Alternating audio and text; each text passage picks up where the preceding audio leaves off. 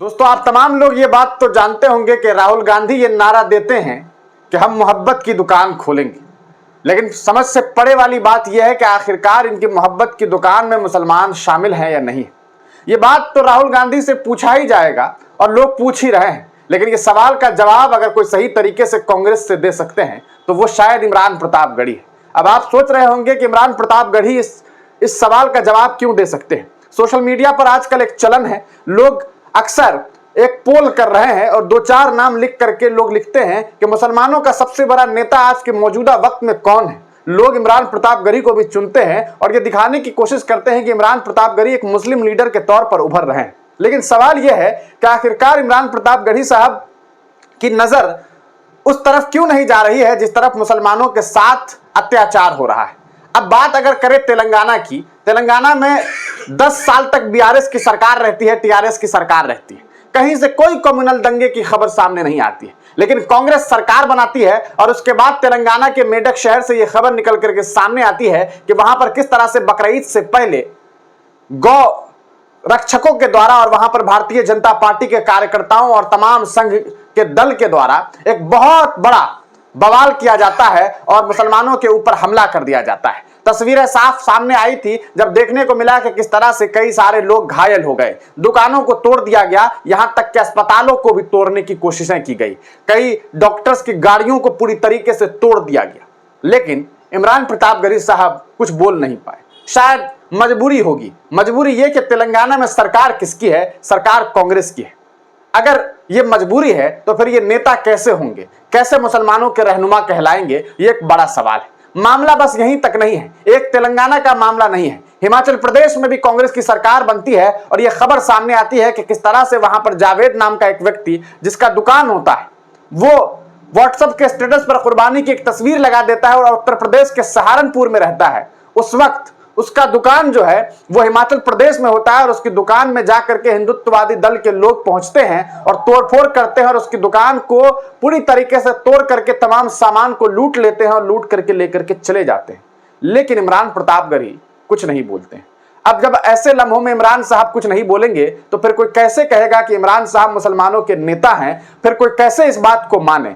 और सबसे बड़ी बात यह है कि मुसलमानों के नेता तो आप होइए ना होइए, ये बात की बात है। ये कांग्रेस के अल्पसंख्यक विभाग के अध्यक्ष हैं, माइनॉरिटी सेल के राष्ट्रीय अध्यक्ष हैं ये कांग्रेस पार्टी के। तो इससे बड़ी बात क्या हो सकती है? अब आप सोच रहे होंगे कि इन्होंने कहा है या नहीं कहा है। हम आपको इनके ट्विटर हैंडल की तरफ ले चलते हैं और वहीं से दिखाते हैं कि आखिरकार ये जनाब क्या कुछ कह रहे हैं और किन मामलों में क्या क्या बातें इन्होंने कही है। अगर कुछ बातें कही भी है तो क्या उस मामले का कोई असर भी होने वाला है या नहीं होने वाला है, या सिर्फ और सिर्फ यही होगा कि भैया उत्तर प्रदेश में घटना हुई है तो बीजेपी की सरकार है, वरना और जहां पर हो रही है कांग्रेस की सरकार जहां पर है तो वहां पर इनके लब नहीं खुलते हुए दिखाई देते हैं। इससे पहले कर्नाटक से भी इसी तरह की खबरें सामने आई। कर्नाटक में भी कांग्रेस की सरकार है, आप तमाम लोग जानते हैं। ये पेपर लीक वाली सरकार है। यूजीसी नेट का भी एग्जाम कैंसिल हो गया है, इन्होंने अपडेट दिया है, बहुत अच्छी बात है। उससे पहले इन्होंने एक दिन पहले जो है ये राहुल गांधी जी की तस्वीर है और उसके साथ उनको बर्थडे विश करने के लिए बड़ा बड़ा सा शेर लिखा है कि अंधेरी रात का जुगनू उजालों का नुमाइंदा, मोहब्बत के कबीले का वो एक आजाद बाशिंदा। और ये लंबा चौड़ा इन्होंने जो है अपना कह सकता है कि इनकी शान में जो है अपनी बात रख दी है। उसके बाद देख लीजिए एक दिन पहले कि ये तो एक रस्म जहां है जो अदा होती है, वरना सूरज की कहां सालगिरह होती है। ये सूरज है और इनकी सूरज की रोशनी में देख लीजिए मुसलमानों के साथ क्या हो रहा है। लेकिन साहब कुछ नहीं बोलेंगे। साहब उत्तराखंड सरकार के कैबिनेट मंत्री प्रेमचंद अग्रवाल पर तो टिप्पणी कर देते हैं कि वो आग बुझा रहे हैं, बड़ी मेहनत कर रहे हैं। ठीक है, अच्छी बात है, आप इनके खिलाफ बोलिए, लेकिन जहां पर मुसलमानों के साथ बदसलूकी हुई वहां पर इन्होंने क्यों नहीं बोला? अब आप देखिए प्रियंका दीदी के शान में भी अपनी बात रख रहे हैं,